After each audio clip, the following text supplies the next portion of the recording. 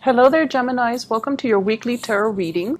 So I'm going to switch things up a little bit, and I'm going to talk to you about your spiritual advice first. These bottom 5 cards, mainly because I feel like there are some issues that you have to work through. And from there, we'll go into your love reading, because this is going to kind of, it's related to this. So once we clear this energy out of the way, the love reading will make a lot more sense, okay? I've done this for Virgos before, mainly because I felt like there was a need for it, and I think it might be helpful for you guys as you navigate the energies of this week, because I feel like it's a little intense.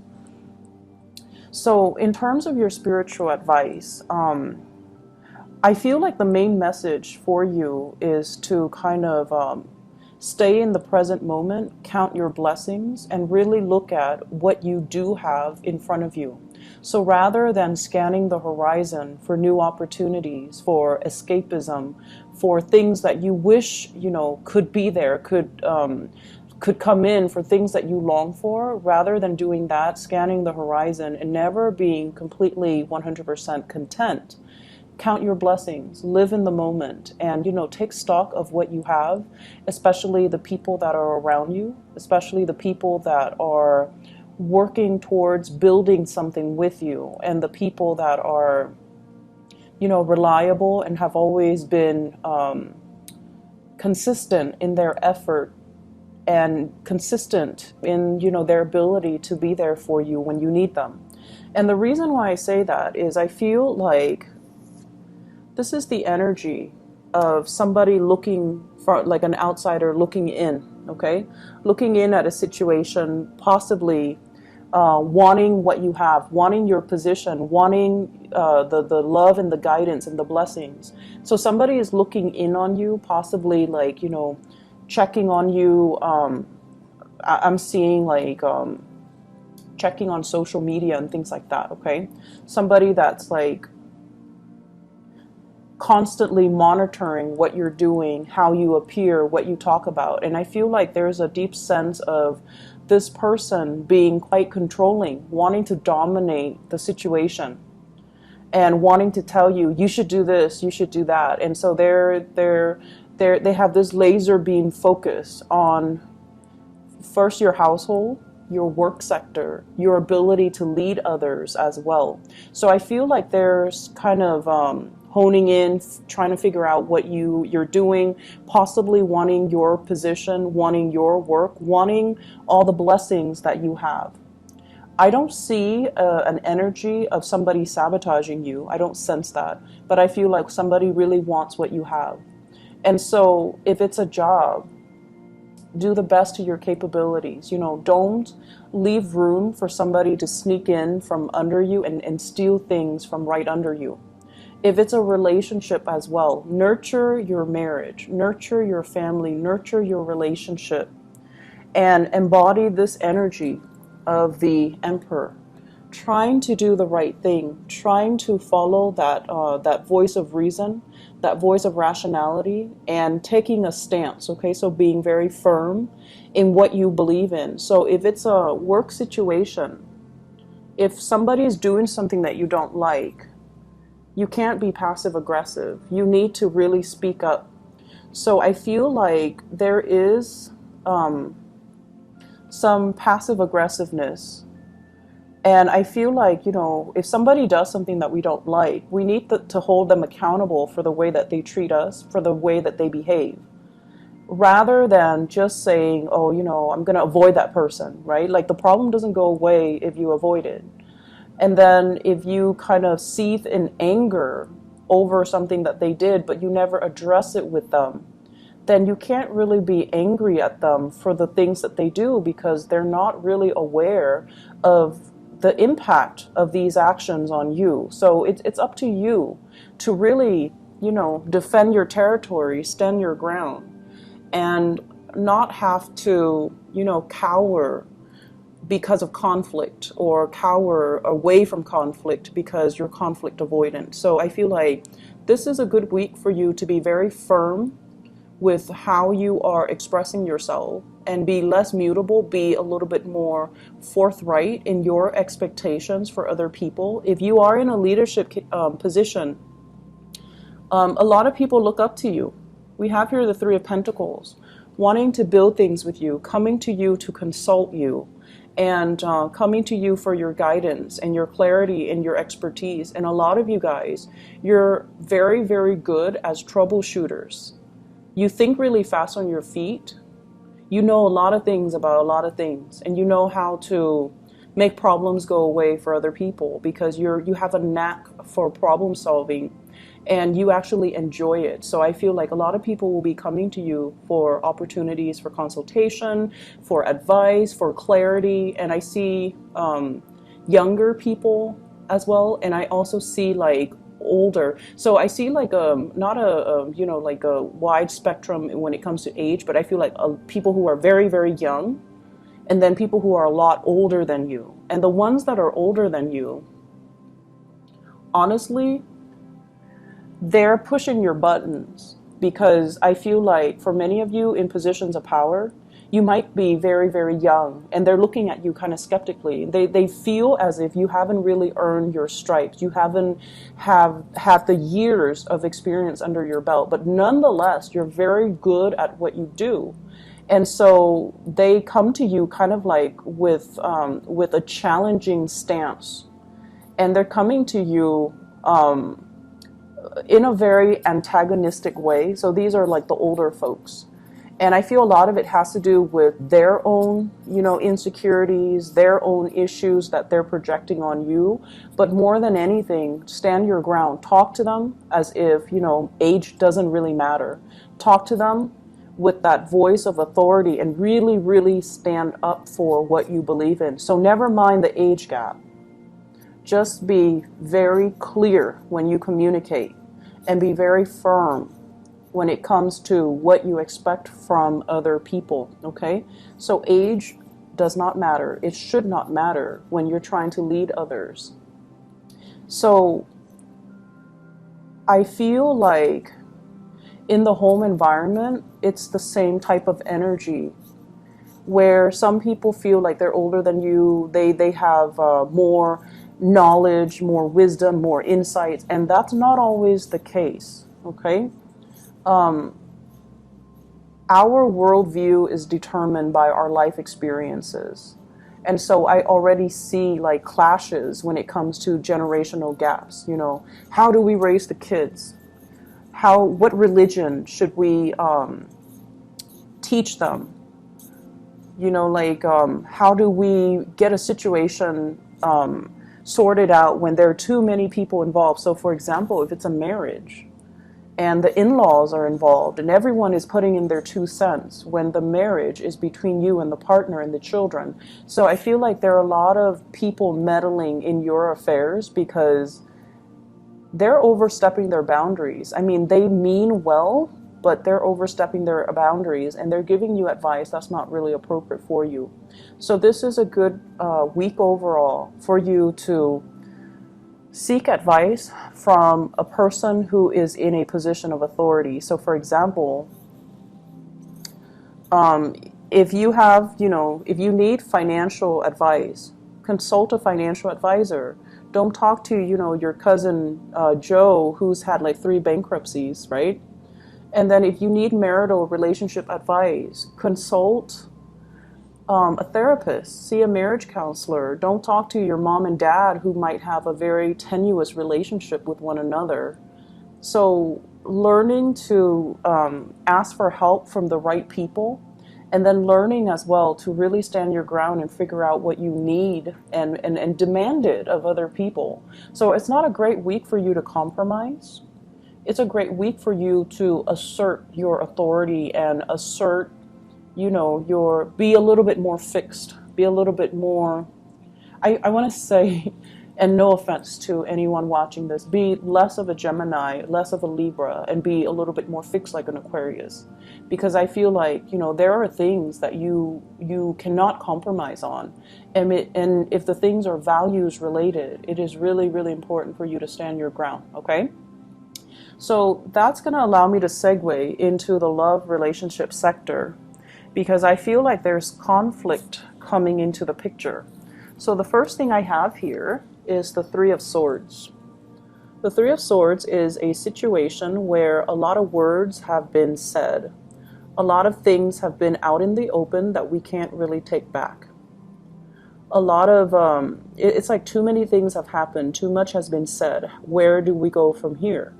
But I feel like this process of unearthing these things that are problematic, that we have swept under the rug, or that we have ignored, or, you know, that we've never addressed with the other person, these things are meant to come out. These things are meant to come out into the open so that we can deal with them. Because, you know, the more we love somebody, the more they're gonna push our buttons, right? And the more time we spend with someone, the more good times and bad times start to build up. And so I feel like if things are not addressed, this is the week where they implode. This is the week where we talk about, I did all of this, what did you do? And then the other person was like, well, I did all of that too, what did you do? So it's like keeping scores of that internal side of you where, you know, as the twins, I feel like you want your partner to be like you. You want your partner to intuitively understand you. And you feel like if it's my soulmate, if it's somebody I'm meant to be with, they should understand me without me talking. Well, it doesn't really make sense. No one can intuitively and empathically sense what you need. And even then, you know, they're probably going to be picking things up like 75% of the time, rather than every single time. So it's really important for you to talk and communicate and not let things build up to this point, okay? And this is a really great battle, I feel like, between a relationship partner. And the reason I say that is we have here the Queen of Swords and the King of Swords. So air energy, a lot of communication, not a lot of feelings, not a lot of emotions. And so no one is really speaking from the heart. They're speaking from a space of calculation, keeping tabs, keeping scores. I did this, you did that. So it's a very cold, detached, and almost antagonistic type of a vibe that I'm getting here. You might be dealing with another air sign, so an Aquarius, a Gemini, or a Libra. And this is the Gemini card. She has like two faces to her. So I feel like this might be the partner that you're dealing with. You have somebody that is really good with animals. You have someone who is, I'm getting like an Ivy League type of education. So somebody that might have multiple degrees. They're very, very intelligent. They're very worldly. They're less, I want to say like, they're not like materialistic. So, you know, money doesn't really mean a lot to them. They care about higher ideals, higher values. They might also be like a social entrepreneur, a philanthropist. They want to fight a good fight. They want people to be well fed and happy. So you've got somebody who is like, it's an air sign, but I feel like they're a little bit more idealistic. Okay, so whereas for you, your sword is planted firmly on the ground, you're resting on it. So I feel like this denotes that, you know, you care about security, you care about having a good job, staying at a good job, building up your reputation, building up, you know, getting significant pay increases every year. So you care about these security things. But these security things are not really innately important for a typical Gemini. And over time, these things that you build up, because it's secure, because you believe, that's what you're meant to do. I feel like it's keeping you stuck, and it's not really allowing you to live out your dream. It's not allowing you to be flexible and mobile and, you know, really living a life that is authentically you rather than security based. And so you're coming across another person who is like a little bit more, it's like this is a twin energy. This is a really significant relationship where somebody is showing you a different side of themselves. So you can tell, you know, just the vibe, this person's a lot more relaxed, and this person is very, very tense. This person, you know, they dress well, but it doesn't mean that they care about the material things. I feel like they're a world traveler. They collect objects and clothing and, you know, habits and languages from all different parts of the world. And I feel like, you know, they have this sense of exoticism about them, and you're naturally very drawn to them. You might be a little bit envious of their idealism. You might be envious of the way, the carefree, quote unquote, carefree life that they lead. And they don't seem like they're plagued with worries. They don't seem like they're torn and conflicted. And they don't seem like they have a lot of drama or a lot of problems in their lives, because they're just, you know, carefree and free-spirited and mobile. And so there are ideological clashes between you and this person when it comes to, you know, stability, relationships. There's mutual fascination here that I'm sensing, but you two value very, very different things. And this is somebody that I feel, if you are this person, you might have a lot of earth in you. If you are this person, you might have a lot of water in you, or fire, where, you know, you're philanthropic and you're kind of like a free spirit. And I feel like, you know, it's a situation where there might have been arguments, but there is a reconciliation, okay? So for those in relationship, you know, significant relationship or marriages, if there has been issues, there is an apology coming into the picture here with the Knight of Cups, which is like an offering, a peace offering, a peaceful gesture, a gesture to kind of like, let's just, you know, not beat a dead horse. Let's just overcome our ideological differences, and let's just agree to disagree. It doesn't mean that we passive-aggressively sweep things under the rug. It just means that we value each other enough to respect each other's differences and move away from it. Okay, so I feel like you're operating from a space where a lot of score, like evening out the score, a lot of keeping score, keeping tabs, a lot of things that might have been swept under the rug are imploding for this week. But they need it to happen, to come out into the open, so that an apology can take place, so that you can harmonize and come together with another person and, you know, address all of your issues, but in a way where, you know, it's allowing you to be less conflict avoidant, okay? Because conflict is not always bad. It can be bad if we ignore it. It can be bad if we become defensive. And it can be really bad if the other person is just emotionally irrational. But this is the week where you are dealing with a partner, a love interest, that is very, very, very rational. So if they're in the reverse, they might be, you know, very manipulative. They might be like very deceitful. But in the upright position, they're willing to talk things out. They don't shy away from conflict. They know that everyone has their flaws. So, you know, let's talk things out. Let's figure out the solution.